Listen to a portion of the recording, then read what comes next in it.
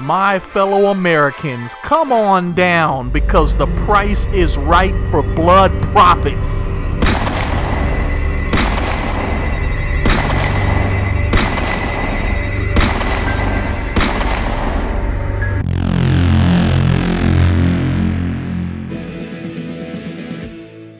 Defense stocks rising this morning following Israeli attacks on Iran. Contractors like Lockheed Martin and Raytheon trading higher on expectations that the increased tensions and possibility of a larger scale conflict will result in additional military spending.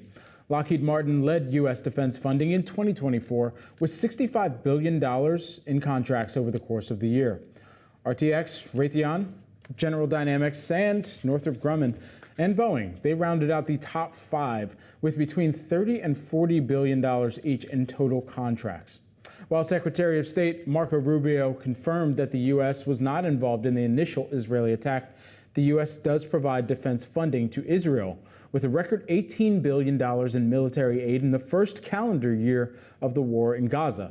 The U.S. also approved $20 billion in arms sales in Israel in a deal this past August. Raytheon specifically partners with Israeli companies to maintain its Iron Dome and David Sling missile defense systems.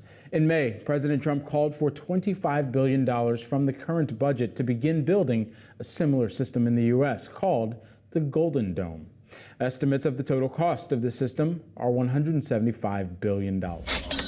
Damn, I thought we were supposed to be tackling the national debt. Look, I mean, would it be more cost effective instead of a golden dome, maybe we have like a silver dome or even like a bronze dome? Jokes aside, folks, that's what it's all about. War is a fucking racket, and governments are gonna say whatever they need to in order to manipulate the masses into supporting it. War is very big business, and business is very good these days. But it's only good for a small percentage, you know, the elite, the 1%. For the rest of us Joe Schmoes, we're as usual going to be on the outside dealing with the byproducts and aftermath that serve no benefit to us. Now, aside from the defense contractors, the price of oil is predicted to skyrocket, so you know what that means when you pull up to the pump. Oil prices surged Friday as a result of the escalating attacks, and crude oil prices erased year-to-date losses driven by global tensions and OPEC Plus output.